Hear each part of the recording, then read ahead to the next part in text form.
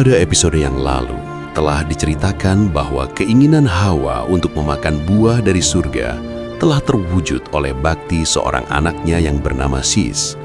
Bahkan Sis mendapatkan anugerah dari Sang Hyang Widi dengan diberinya seorang istri dari salah satu pemimpin bidadari yang bernama Dewi Mulat. Namun, apakah anugerah dan kedamaian ini akan berlangsung lama, sementara bara api amarah yang terpendam dalam dada kakaknya Kabil masih membara? Mari kita simak kisah berikutnya.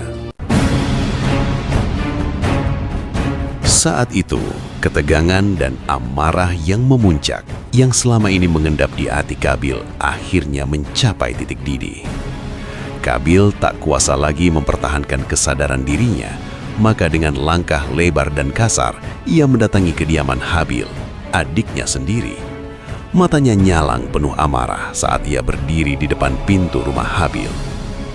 Habil yang saat itu sedang duduk santai dan mengobrol ringan dengan istrinya Aklimah, sedikit terkejut dengan kedatangan kakaknya dengan raut wajah yang memerah padam. "Hai Habil, ceraikan Aklimah sekarang juga," seru Kabil tanpa basa-basi, suaranya menggelegar penuh ancaman. "Serahkan dia kepadaku, karena dia lahir bersamaku, maka dialah jodohku, dan dialah yang pantas menjadi istriku." Habil segera bangkit dari duduknya dan berdiri menatap kakaknya dengan pandangan yang sangat pilu. Sesungguhnya ia sangat menyayangi Kabil dan rela memberikan Aklimah padanya. Namun ia tak kuasa membangkang pada titah ayahnya.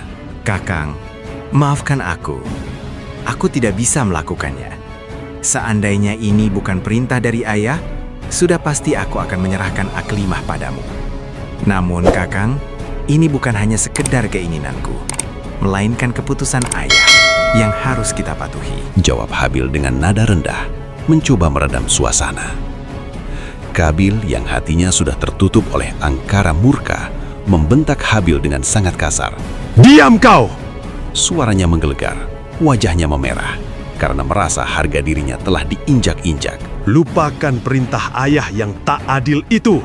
Ayo kita buktikan, dan biarkan Sang Hyang Widi yang menentukan." Tantang Kabil dengan jari telunjuk yang terancung ke arah langit. "Kita adakan persembahan kurban, dan siapapun yang sesajinya diterima, dialah yang berhak memperistri Aklimah." Habil menghela napas panjang. Ia hanya bisa berharap agar bisa melalui ujian ini, dan berharap agar kakaknya bisa mendapatkan petunjuk dan kesadaran. "Baiklah kakang, aku terima tantanganmu," jawabnya dengan mantap. Tanpa banyak kata dan basa-basi lagi, persiapan pun segera dimulai.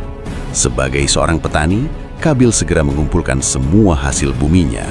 Namun karena sifat kikir telah meracuni hatinya, ia memilah-milah buah dan palawija yang sudah busuk dan buruk untuk dijadikan sesaji. Sementara hasil panen yang ranum ia simpan untuk kepentingan pribadinya. Sedangkan di sisi lain, Habil yang merupakan seorang peternak memilih hewan-hewan terbaik dari kawanannya. Dengan hati lapang yang tulus dan penuh iman, ia merelakan ternak yang paling gemuk dan sehat untuk dikurbankan. Kedua bersaudara itu segera menuju ke sebuah bukit yang telah mereka sepakati untuk dijadikan tempat penyerahan sesaji. Setelah menempatkan sesaji mereka masing-masing dan memanjatkan doa permohonan pada Sang Hyang Widi, kedua bersaudara itu segera beranjak sedikit menjauh dari sesaji-sesaji mereka dan duduk sila menunggu di bawah langit terbuka. Tak lama setelah itu, kilatan api yang diiringi raungan menggelegar turun dari langit dan menyambar sesaji milik Habil hingga habis terbakar. Dan inilah sebuah pertanda nyata bahwa Sang Hyang Widi telah memilih kurban persembahan dari Habil yang diterima. Melihat hal itu, dada Kabil terasa penuh sesak oleh gejolak amarah dan kedengkian yang memuncak. Dan tanpa peringatan terlebih dahulu, ia segera menyambar sebongkah batu besar yang berada di dekatnya dan langsung menghantamkannya ke kepala adik dengan kekuatan penuh, hingga sang adik tersungkur tak bernyawa. Sesaat setelah darah pertama membasahi bumi, kesadaran Kabil mendadak kembali pulih. Ia terpaku dengan tubuh gemetar demi melihat tubuh adiknya yang terbujur kaku bersimbah darah. "Duh, Gusti Penggeran, apa yang telah kulakukan?" gumamnya dengan suara yang gemetar. Kebingungan segera menyelimuti benaknya. "Apa yang harus aku lakukan dengan tubuh Habil? Apakah aku harus membawanya pulang? Ataukah aku harus membuangnya ke laut? Atau membiarkan di sini saja agar dimakan serigala? Duh Gusti, apa yang harus aku lakukan? Di tengah keputusasaan dan kebingungannya itu, tiba-tiba saja matanya tangkap gerak 2 ekor gagak yang sedang bertarung sengit, saling mematap dan saling mengujamkan tajinya. Dan tak lama kemudian, salah satu burung gagak itu jatuh terkapar bersimbah darah dan tak bernyawa. Gagak yang menang kemudian menggali tanah menggunakan paruh dan cakarnya. Setelah galian yang dibuatnya sudah sedemikian dalam, ia kemudian menyeret tubuh lawannya dengan paruhnya yang kokoh dan kemudian menguburkannya. Kabil yang sedari awal memperhatikan pertarungan hingga akhir penguburan bangkai gagak itu, segera menyadari apa yang harus dilakukannya. Oh, begitu rupanya. Kabil kemudian mengikuti cara burung gagak itu dengan menggali liang menggunakan tangan dan batu pipih tajam, dan selanjutnya menguburkan jasad Habil ke dalam bumi. Alih-alih bertobat setelah membantai adiknya, Kabil justru segera mendatangi Aklimah dengan tujuan untuk menjadikan istrinya secara paksa. Aklimah, ikutlah denganku. Suaranya lantang sesaat setelah sampai di rumah Habil. Kabil, di mana suamiku? Kenapa kau kembali ke sini tanpa suamiku? Desak Aklimah pada Kabil. Kabil sedikit tertegun untuk memilih jawaban atas pertanyaan Aklimah. Aklimah, suamimu sudah pergi jauh mencari Sang Hyang Widi, dan dia telah menyerahkan dirimu padaku. Sekarang ikutlah denganku. Jawab Kabil sekenanya. Bohong! Kau bohong, Kabil. Aku tak akan ikut pergi denganmu. Aku tak mau mendurhakai suami dan ayah. Teriak Aklimah dengan suara parau yang tertahan oleh isak tangisnya.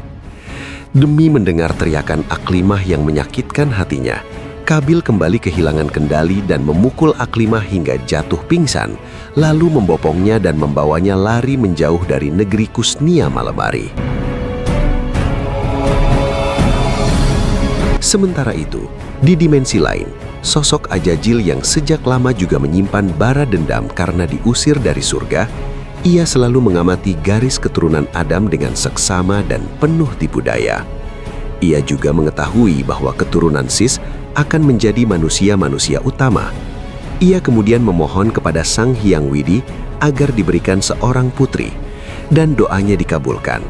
Sang Hyang Widi menciptakan seorang perempuan dari bagian tubuh Ajajil sendiri dan diberinya nama Dewi Dlajah. Dewi Dlajah sengaja diciptakan dengan bentuk paras dan wajah yang sangat mirip dengan istri Sis, Dewi Mulat. Ibarat pinang dibelah dua, tak bisa dibedakan mana yang Dewi Mulat dan mana yang Dewi Dlajah. Dengan kelicikannya yang luar biasa, Ajajil menyusup ke rumah Sis dan menculik Dewi Mulat, lalu menggantinya dengan Dewi Dlajah yang diletakkan di tempat tidurnya.